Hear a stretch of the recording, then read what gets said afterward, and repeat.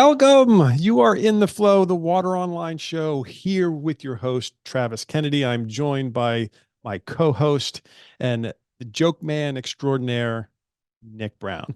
Water joke enthusiast. Water joke enthusiast. Water Please don't joke call him the joke enthusiast. man. Nick, how was your New Year? Very busy, Yeah. very fun.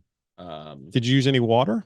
I used some, um, but most of it I didn't ingest. Okay. I didn't drink a lot. Okay. I Well, that do have it here though. because there is water in spirits and beer and things like that. I don't There know if you knew is. that. I did. Yeah. I'd heard that. Hmm. Uh, but I've heard it's not as healthy It's not. It's not. for your body. But water's going to be a big topic globally. It just is in 2024. There's no way to escape it. There's always seems to be something going on in this market, in this industry. It doesn't seem to suffer from any kind of real recession or any kind of withdrawal from innovation or anything like that. And 2024 is going to be even bigger and better Yeah. than it was in 2023. And there's a lot to talk about. So before I dive in, is there anything, Nick, that you think that we should cover here before I dive into the first topic, which I'm dying to share with the audience? Well, I would say kind of a pretty big piece of news from last year. Yep. But the EPA, they moved further and faster than ever before in 2023. How do we quantify that? Is that able to be quantified? Like, did they move at the speed of light, at like the speed of Superman, the speed of a locomotive? How do we measure that? I think a lot of it came from, the administration kind of had an ambitious climate and environmental agenda. So they kind of tried to move as fast, I guess, as possible to trying to tackle, climate change, environmental justice, and try to protect health and safety of communities in the US. Now, I don't know how you quantify speed. I don't either, but I In guess they can claim they do, right? Yeah. So I mean they've done more than had been done in previous years. So that I would say is a pretty big step. Their list of accomplishments in the year is pretty lengthy. Um, you know, We can get into some of those if you yeah, want. I mean a big one. I know we're going to talk about this, um, a little bit later on, but the proposed lead and copper rule improvements. That's a big topic. And It's huge. oddly enough, I'm glad you brought it up. That's actually going to be the first thing that we talk about. So I want to Excellent. make it clear. This is what is happening right now related to LCRI. So the Biden administration's proposed LCRI won't be really finalized until late this year. So late 2024, but that's not that doesn't prevent people from wanting to talk about it and what to expect, what's going to be included in it. But there's going to be a number of things that we're going to want to touch on as we go through this review right here, right now, early January 2024. We know that it's going to mandate that all lead service lines need to be located. So when it comes to any municipality utility that's out there, they're going to need to find if they have any kind of lead service lines in them. So that's one. Yeah. So the second part of it is they're all going to need to be replaced within 10 years. So that the clock is ticking and the clock starts right now. I mean, that's a big undertaking, don't you think? Oh, absolutely. I mean, that's going to take 10 years. It seems like a long time, Yeah, but in retrospect, it's not. it's really not. It No. it's going to, the deadline will get here faster than you think. Hmm. And it's a pretty large undertaking to have to replace so many lines and pipes and all of that All that all that very important infrastructure. exactly. Which we'll talk about infrastructure later on in the Yes. show, but I do want to pause here for a minute because not only is the ability to locate all the lead service lines going to be a point of innovation for the marketplace, but it's also going to be replacing them, which is going to require another level of innovation in the marketplace. So Yeah. those two things are absolute. And I'm excited to see what kind of innovation comes through this year, next year in 2025 related to being able to locate where these lead service lines are and then being able to replace them. So I'd imagine the course of action, and this is just me prognosticating here, which is always dangerous. But what I would say is that over the next year or two, a lot of the concentration is going to be around trying to actually find where these lead service Yeah. lines are. And then after that, it's going to be all right. So how do we replace them, and how do we do it efficiently, cost effectively, and in the best interest of your of the municipality's constituents and Yeah. customers. So, but there's one part of it of the LCRI that I wanted to focus on here, not related to those two aspects, and that is one of the things that's going to be associated with this LCRI that will be coming out later this year is communication. Yeah. Right. I mean, that's important. Communication for municipalities to their constituents and to their customers. So what does that actually mean? Well, there's going to be two real components to it. And there's an article on, you can access it on Water Online, where Sandra Kutzing, the Senior Vice President of the Lead and Copper Strategy at CDM Smith, was talking about what this communication strategy is going to actually look like, what it's going to imply, how it's going to work. And there's two main facets to it that she pointed out. The first one is, and I'm going to quote her here, it's a very positive thing for systems that actually do have lead and need to communicate it. I mean, it's pretty straightforward. Yeah. You know, they have lead, they found lead, they're going to need to communicate that to the customers about what's going to happen next. But she went on to say that her concern is for the systems that actually don't have lead and have to follow these same rules and requirements. I think there's going to be some unnecessary panic if not handled correctly. So, big deal here. If you have a municipality or you work for a municipality, or you're an engineering firm coming in to work contractually with a township or a municipality, you're going to need to think through, all right, so what is going to be the communication if we don't have lead in our systems? That's going to be equally as important, because we don't want to create this state of panic with all of your customers and all of your constituents. That's the last thing that you want to do. But you are going to be held to the same standards. You're still going to need to go and find and validate the fact that you don't have lead and copper in your systems. Right. So communication of that ahead of time is going to be very, very important. Yeah, you need to make clear that we're doing what we're supposed to be doing, but we're safe. You know, we don't have lead and copper in our pipelines, in our, you know, in our systems. So Exactly. it's, you know, get that messaging out as quickly and as clearly as possible. Right. I mean, you have to get out there very, very early, and you have to be very clear and concise about what it is you're doing and how you are going about it. So the sooner you get out there and in front of it, the better off that you're going to be. Because this, again, is going to be probably one of the two or three big topics that the industry is facing. And it is somewhat of some adversity here for municipalities and engineering firms and those that are working towards cleaning up our lead and copper pipes. But at the same time, it's here. So the time to start on it is now. So back to the communication strategy, though, if you don't say anything, let's say you don't get out in front of it, big mistake. Very big. In our opinion, right? Yeah. If you don't get out in front of it, there's a couple of things that are going to happen, especially if there's like a municipality or utility next to you or in the general area where they do have a problem. And then your constituents are going to come to you and say, what are you doing about it? Yeah. Right. So if the next town over has an issue, all of their attention is going to immediately come to you and say, I'm speaking for your customers here. What are you doing about it? Are you complying? What do we need to look at? What do we need to be concerned with? So the sooner you get out there with a strategy of communication that lets them know, all right, before they even becomes part of their mind share, this is what we're going to be doing. This is what's out there. This is what's been mandated. This is how we're going to go about it. We're here to keep you safe, and this is what we're going to do. Yeah, and silence. You know, even if you have no issues, silence is not a solution. That's true. You know, you don't want your customers blowing up your phone lines, blowing up your social media, Right. You know, demanding action when you could have gotten out in front of it and said, we've investigated, we've done our testing, we're clear. Yep. You have nothing to worry about. Yep. But so don't just, you know, don't zip your lips. Yeah, exactly. So there's really no such thing as too much communication around this, especially in the early parts of what's going to be coming down the pike in the next year or two.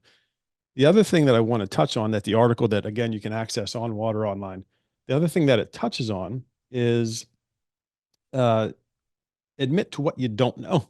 So if you don't know that you have lead in your pipelines, it's okay to say, we are exploring, we are trying to figure out and get answers to you. don't try to spin it. Whatever you do, if you start spinning things and then you get caught in, say, well, wait a minute, you said that there Yeah. probably isn't, but now that there is, I mean, spinning things is not where you want to be. You want to be upfront, honest with your customers, with your constituents, and that's going to be the best way to move forward. 100%. Another thing that we want to keep in mind here is that there's a lot of stakeholders involved in this type of thing. So anything from city officials to municipality workers to field operators and everybody and anybody in between, local governments, school boards, all of these stakeholders have a vested interest in what you are going to do with these lead and copper lines that we're trying to get out of the ground and replace in a safe and efficient manner. So early coordination with everybody involved is going to go a lot smoother than late coordination. So make sure everybody's on the same page from the onset. So nobody's turning around if they get surprised by something and starts pointing fingers back and forth, because that's just going to end in a type of disruption that you're not going to want to face in addition to what you already have to do. So be very mindful of that. Early coordination, early communication is what's going to serve you and your municipality and your constituents, ultimately, who you want to make happy and keep safe. Those are going to be the two avenues that you're going to want to travel down to make this go as smoothly as possible. Which brings me to my next topic. Next topic. Nick, it's time to talk about infrastructure. So that's my favorite kind of structure. It is, without a doubt. I mean, I don't know what other kinds of structures are out there. I mean, it could be infinite, but this is infrastructure we're talking about. That it's been a topic of conversation for, gosh, I don't know, 2 years maybe now. It feels like forever. I'm not gonna lie. I mean, the law went into effect in 2021. Yeah. And there's a lot of moving parts to this law as well. And I'm just going to bring up some of the projects that we've noted here. And again, the article around infrastructure can be found on the homepage of Water Online, so feel free to visit. And the first thing I want to note, though, is, and I have it here in my notes, when it comes to infrastructure, get this, Nick, $55 billion for projects to improve access to clean drinking water throughout the entire United States. Billion with a B. Billion with a B, not an M. So we have a lot of money out there. Yes. In 2024, there are likely to be more water projects throughout the country than there has ever been in the history of the United States. That's a big deal. It is, without a doubt. It's a very good thing because water security is really critical to national security. So there's all kinds of vested interest in this. A couple of projects that are noted in this article, again, that you can access on Water Online. First one, in California, San Benito County, Valley Water, and Pacheco Pass Water District are collaborating on a $2.78 billion investment to expand the Pacheco Reservoir located in Diablo Range, just east of Santa Clara County. Plans to move forward with the expansion were announced after $504 million was approved by the state, along with a $92 million loan from the aforementioned by UNEC EPA. Yes. And also $10 million from the Los Angeles County's Clean Water Program. So when we talk about just how much money is out there for these infrastructure projects, it's a lot. There's a little bit. Yeah. So it's not a small amount. So we would encourage you to get involved and figure out how you are going to get a piece of that money, because it's out there, it's accessible. There's some other examples here that I wanted to talk through related to other states that are making improvements and able to access some of these dollars. If you have any questions on this, feel free to contact us here at Water Online. We'd be happy to help, give you any information, data, advice that we know that we can help you try and gain access to some of these funds. Another example here is the governor of New Mexico announced last week that the state's environment department will issue guidance and seek proposals from companies interested in collaborating to build and operate several brackish water treatment plants. Oh. With an advanced market commitment contracting model, New Mexico has agreed to purchase, get this, 500 million of treated brackish and treated produced water from the new plants to build in its own strategic water supply. Interesting. Right. So it's another form of infrastructure related specifically to giving United States citizens access to clean drinking water. So it's not just improvements to existing systems, it's actually ways to contract water through the construction of new treatment system plans that might be separate and distinct of a utility or municipality. So there's a lot of ways to take advantage of and access these dollars that don't have direct ties to you just getting a Yeah. blank check. Although that is kind of nice. I would love a blank check. Right. Well, obviously it wouldn't be blank. You would need to fill out certain qualifiers for it, but the money is there. That's the important part of it. One other example, the Erie County Sewer District in Buffalo, New York. So, the Buffalo Bills might be headed to the playoffs. We all find Maybe. out this week. We'll see.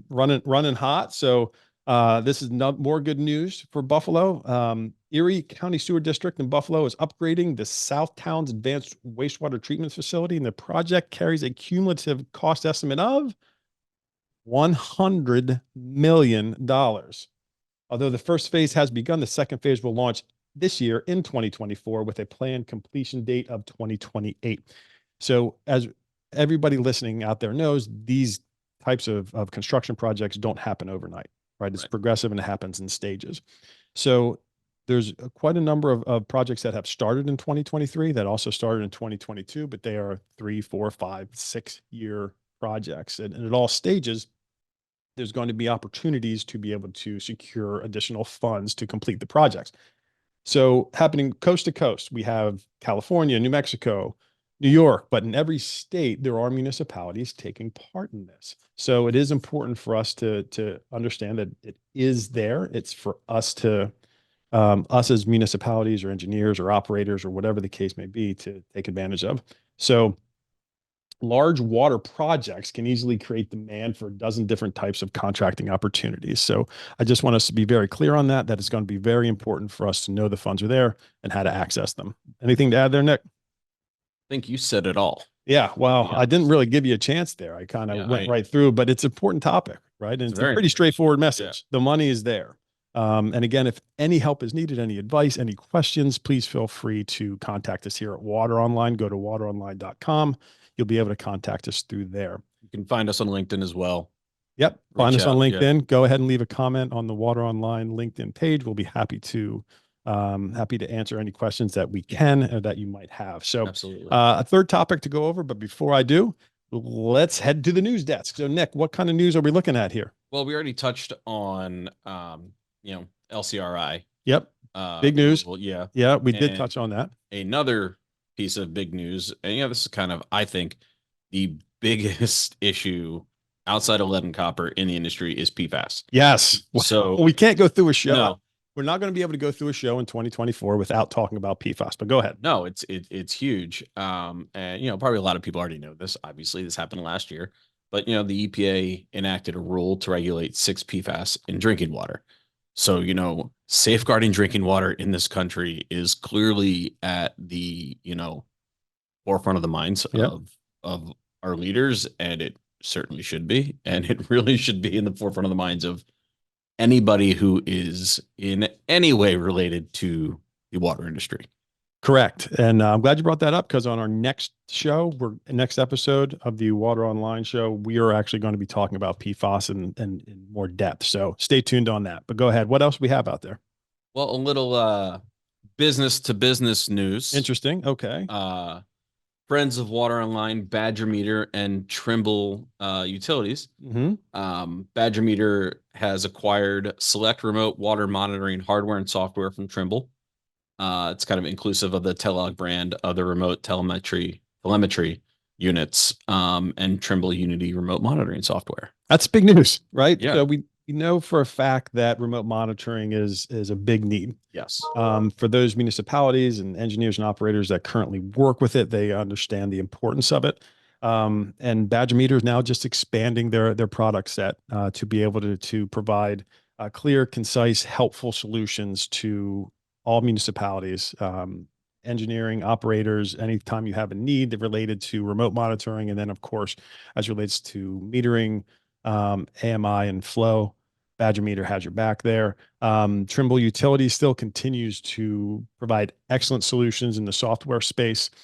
So I would encourage you to visit both vendors that they are on Water Online. Their extensive product sets are on Water Online. Please feel free to come to Water Online and take a look at what both of them have to offer. But that is big news. Yeah. What else we have going on out there? Let's see. Brown and Caldwell. Know them. They've I've heard of them. I've yeah, Hmm. I've seen them. I've Yeah. seen them around. They've partnered with the Water Research Foundation and utilities to Or advance DEE and I in the water sector. interesting. So they're doing a study Mhm. to identify and amplify methods to improve diversity, equity, and inclusion in water utilities. That's always a good topic. Yeah, I Yeah. mean, So, I mean, we live in a world now where we want to create as much opportunity for anybody and everybody that we possibly can. And I think that that's a good partnership without knowing much of the specifics. I applaud Brown and Caldwell for being able to put that together and yeah, their partnership. And I think I'm anxious to hear where that goes. yeah, as So, am I. all right, last topic. Lay it on me. Smart sensors, smart water. So, for those of you that have followed some of my messaging over the past year or two around trends in the market, uh, the digital transformation is happening. So, what does that mean? That means that most municipalities within the United States are going down a digital transformation path. It's happening, whether they've started or whether they're planning on starting this year or next year. That remains to be seen for some, but there are a number of municipalities out there and even in industrial segments as it relates to water, wastewater, they're heading down that path. So, um, I mean, when you think about the top priority for any water treatment facility, water or wastewater treatment facility is safety for both employees and for their customers. So using smart sensors and for water treatment monitoring can ensure that your wastewater is handled and processed safely and efficiently.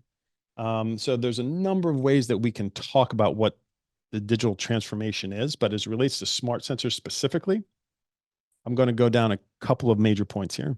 So keeping an eye on vital metrics like dissolved oxygen and total suspended solids, also known as TSS, but we know that already.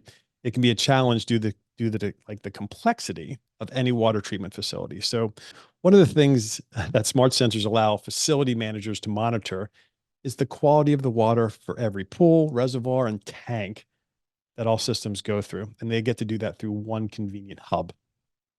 You'll hear me use words like Internet of Things in the past. You have heard. When we're talking about smart sensors, Internet of Things sensors relay data from across the facility back to a central app, right? Where the users can view statistics in real time, they can analyze and they can manage data, Yep. right? So when I talk about this, systems integrators also play a role in here. So it's important to know who the systems integrators are and who the major players are. And again, you can find some of those here at Water Online. And if you have any questions about systems integrators, please let us know.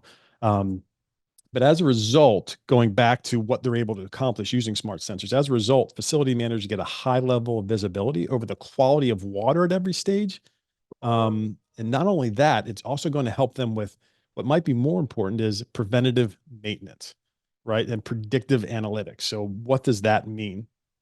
So in the past, if like say a pump went down, right, you would get notification that the pump is going down and or had stopped working. Then you'd send somebody out there and they would fix it, replace it, whatever the case is. But there was downtime associated with that.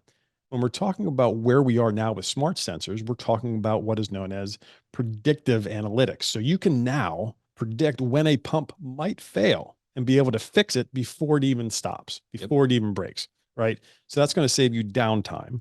It's going to help you out with efficiency.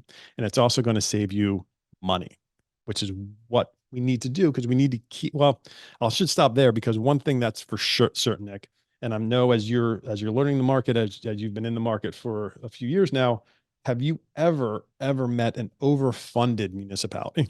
No. No, right. So saving money is just as important as anything else, not juxtaposed Yeah. to keeping your customers safe, making sure you're providing a safe level of drinking water and treating the wastewater in a safe way. But from a municipality standpoint, we need to keep in mind that money matters.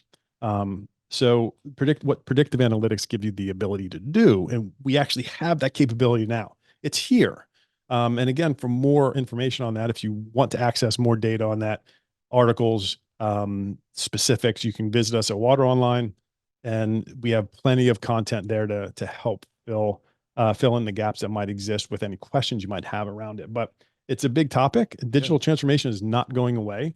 We're going to be talking about it a lot more in 2024 throughout our show. So just wanted to bring that up to let everybody know that that's kind of where we are in the digital transformation space, specifically related to smart sensors. But again, there's going to be more on that. So with that, Nick, anything to add before we sign off here? No, All right. no. Well, I wish everybody, on behalf of Nick and myself and everybody here at Water Online, I wish everybody a very, very happy new year. Looking forward to talking to you throughout the next 12 months. Thank you. Be safe. And we'll see you next time. Adios.